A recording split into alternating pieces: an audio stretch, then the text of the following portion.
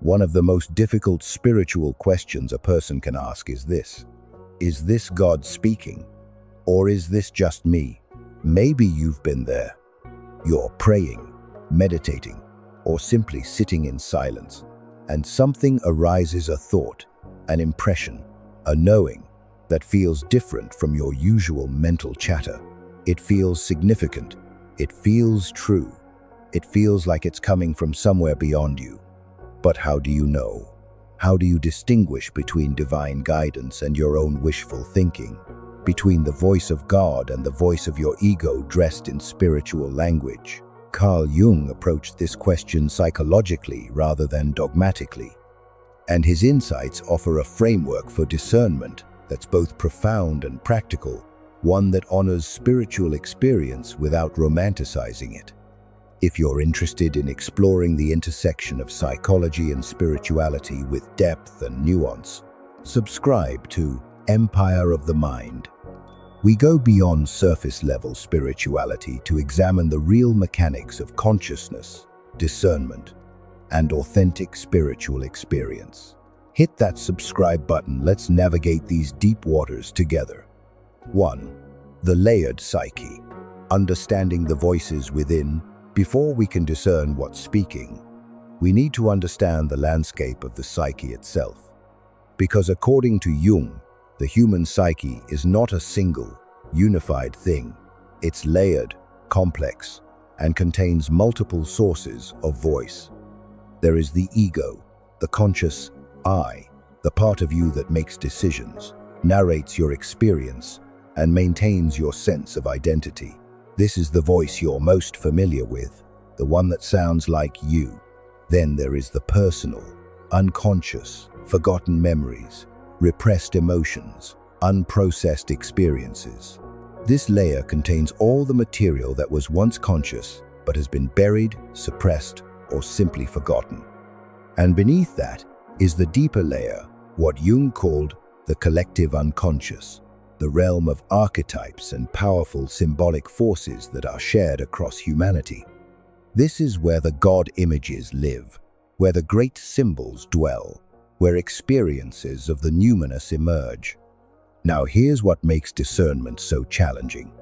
When something feels larger than your ordinary thinking, it may not simply be your thought. It may be emerging from these deeper layers. But, and this is crucial, it also may not automatically be divine revelation. Jung did not reduce spiritual experience to illusion. He took it seriously, studied it carefully, and acknowledged that genuine encounters with the numinous are real psychological events. But he also refused to romanticize inner voices or assume that everything that feels profound is actually divine. Because here's what he understood: the psyche is powerful enough to create experiences that feel transcendent. The archetypes can speak with a voice that feels other than you. The unconscious can produce insights that seem to come from beyond. So the question isn't just, is this God or me? The question is, what layer of my psyche is this emerging from, and how do I discern its true nature and value? Jung believed discernment requires psychological maturity. It requires the ability to observe your inner experience without immediately identifying with it or assuming you know its source. And this is where his framework for discernment becomes invaluable. 2. The first test: tone and quality. The first test Jung offered for discernment is examining the tone and quality of the inner voice. The ego speaks in urgency, fear, and self-importance. It pressures you. It creates anxiety. It says things like, "You must do this now, or everything will fall apart. If you don't act immediately, you'll miss your only chance. This is urgent.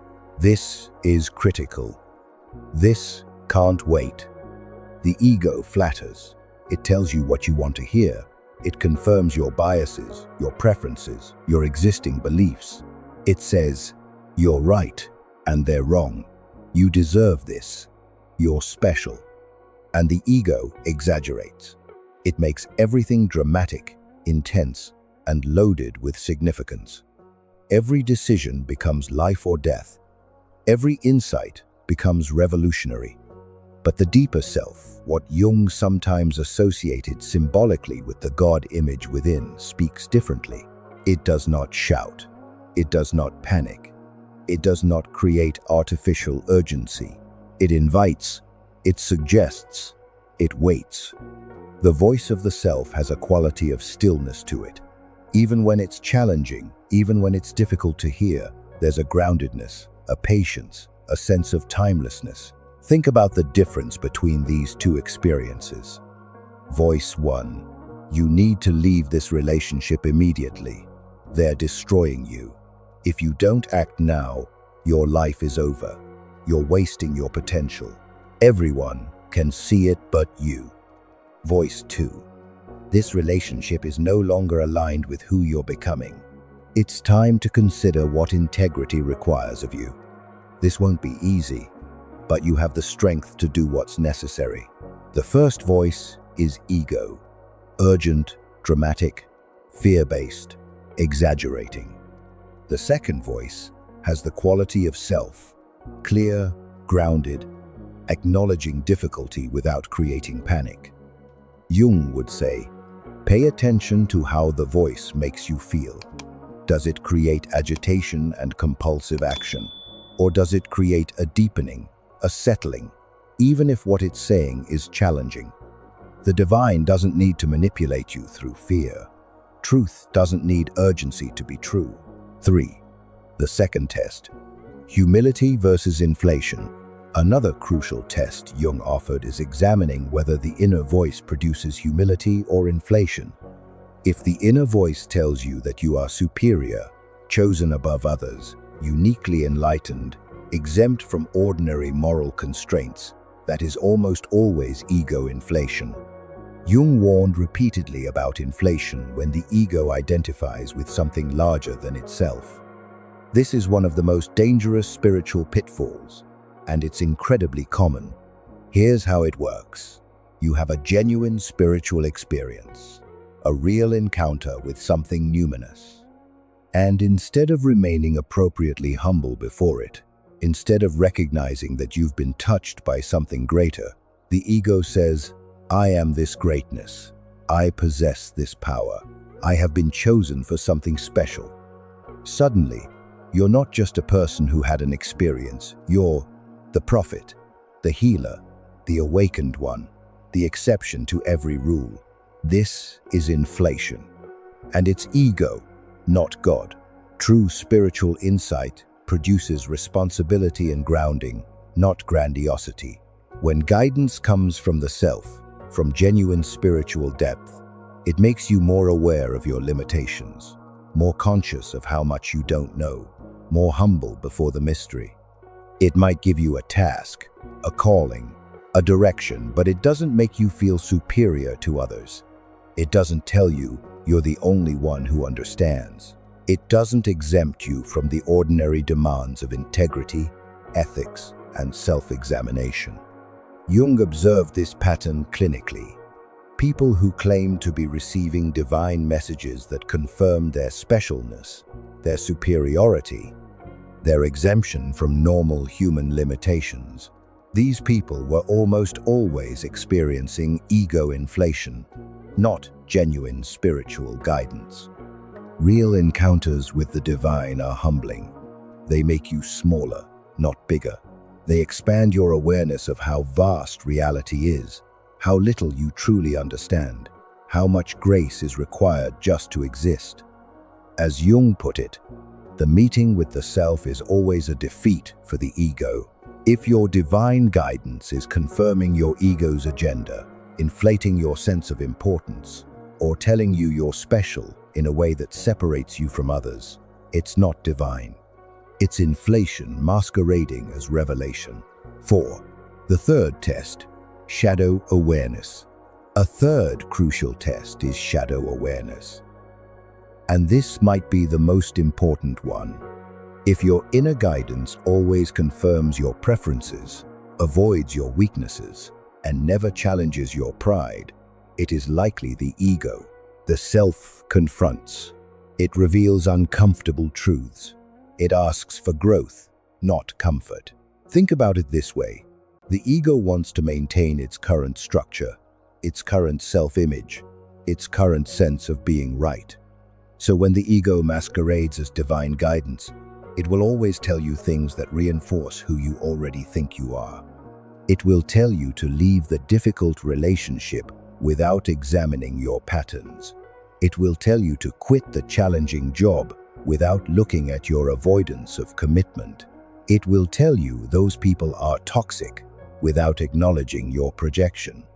The ego's guidance always has an escape hatch, a way to avoid responsibility, a justification for doing what you already wanted to do. But genuine spiritual guidance from the self, it confronts your shadow. It reveals the parts of yourself you'd rather not see. It asks you to examine your motivations, your projections, your unacknowledged patterns. Real divine guidance might say, before you leave this relationship, look at how you've contributed to its dysfunction. Before you judge them, examine your own capacity for the same behavior. Before you declare yourself victimized, acknowledge where you've been complicit. This is uncomfortable. This is challenging. This doesn't feel spiritual in the way we often want spirituality to feel. But Jung was adamant. Authentic spiritual development always involves shadow work. It always requires you to face what you've been avoiding. It always asks for integration, not escape. So ask yourself, does this inner voice challenge me to grow? Does it reveal uncomfortable truths? Does it ask me to examine myself honestly? Or does it simply confirm what I already believe, justify what I already want, and blame others for what I'm unwilling to examine in myself? The first is the self. The second is ego. 5. The fourth test, integration versus fragmentation. Jung also emphasized the importance of emotional stability and integration as a test of authentic spiritual guidance. If an inner message creates chaos, impulsivity, or dramatic certainty without careful discernment, caution is needed. Genuine spiritual movement deepens integration. It doesn't fragment personality. It doesn't create wild swings between grandiosity and despair. It doesn't demand immediate, impulsive action without reflection. Here's a key principle Jung offered. The divine, psychologically speaking, never bypasses the personality structure. It works through it. This is profound. What it means is that any authentic guidance will align with your values, your conscience, your actual capacity, not override them violently. If you're receiving divine guidance to do something that violates your core values, that contradicts your deepest sense of right and wrong, that asks you to harm others or betray your integrity, that's not divine guidance. That's something else. Real spiritual guidance works with your personality structure, not against it. It calls you to become more fully yourself, not to abandon yourself. It asks you to expand your consciousness, not fragment it. And it respects timing. It respects process. It doesn't create artificial urgency that bypasses careful reflection.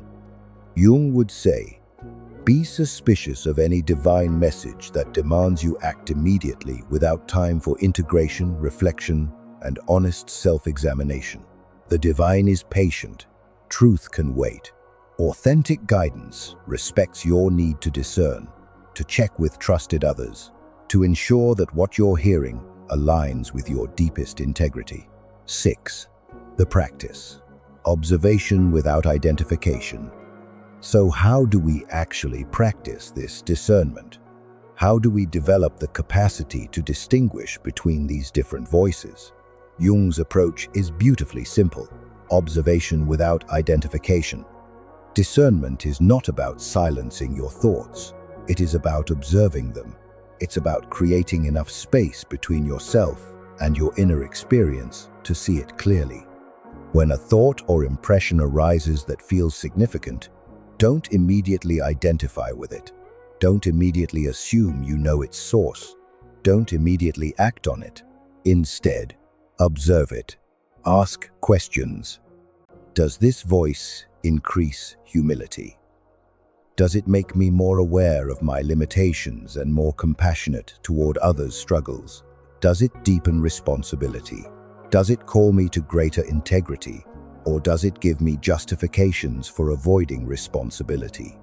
Does it expand compassion? Does it help me see others with more understanding? Or does it increase judgment and separation? Does it encourage wholeness? Does it ask me to integrate parts of myself I've been avoiding? Or does it let me keep hiding from my shadow? Or does it protect image, pride, and control? Does it maintain my current self-concept? Does it justify my preferences? Does it keep me comfortable in my current way of being? Jung believed the psyche contains immense symbolic power. Archetypal experiences are real. Encounters with the numinous happen, but without reflection, without honest self-examination, symbolic experience can become self-deception. The goal is not certainty. You may never be 100% certain whether a particular experience is God, or psyche, or some combination thereof. The goal is integration. The goal is becoming more conscious, more honest, more whole. Perhaps the most important insight Jung offered on this question is this: the voice of the self does not demand worship. It demands honesty. The ego wants to be worshipped. It wants to be right. It wants to be special. It wants its divine revelations to confirm its superiority and exempt it from ordinary human limitations. But the self, the God image within, the voice of genuine spiritual depth, demands something far more challenging: radical honesty, humble self-examination, integration of shadow, genuine growth. And here's Jung's final promise: the more psychologically grounded you become, the clearer that distinction grows. As you do the work of knowing yourself, your patterns, your shadows, your ego's strategies, you become better able to recognize when the ego is speaking versus when something deeper is emerging. As you develop humility, you become less susceptible to inflation. As you integrate your shadow, you become less likely to project and more able to hear the truth. As you practice observation without identification, you develop the spaciousness needed for genuine discernment. This is the work. Not to achieve perfect certainty about every inner voice, but to become psychologically mature enough that you can discern with increasing clarity, act with increasing integrity, and remain open to genuine spiritual experience without being destroyed by ego inflation. If this exploration of discernment, psychology, and spirituality resonates with you, subscribe to Empire of the Mind. We're creating a space for people who want to explore these questions with both rigor and reverence, who refuse to choose between psychological honesty and spiritual depth. Join our community. Hit that subscribe button. There's so much more to explore together. Until next time, may you develop the wisdom to discern between voices, the humility to question your certainties, and the courage to follow truth wherever it leads, even when it challenges what you want to hear, because that's where real spiritual maturity lives.